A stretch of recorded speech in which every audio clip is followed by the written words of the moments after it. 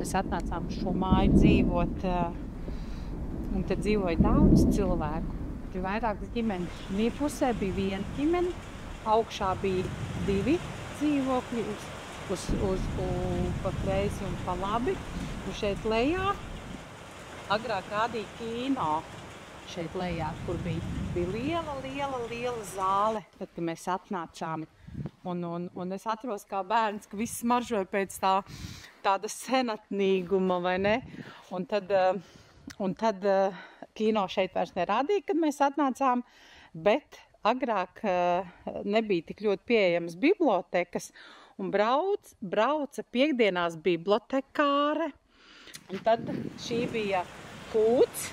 Tur stāvēja vairākas gotiņas, cūkas un vistas, kā jau tas pienācās. Tas bija kaut kāds 80. gads.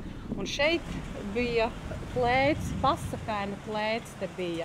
Un lejā tur bija pagrabs, tēts bija iztaisījis, ēka bija pamatīga šeit.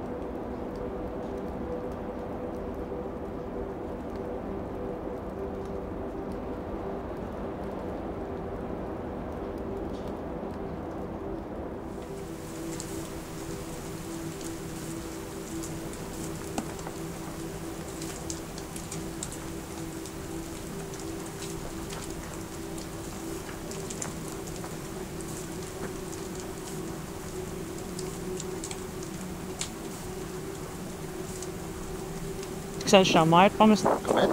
Jā, un cik sen? Līdz kādam 70, 70 gadiem, kad dzīvoju.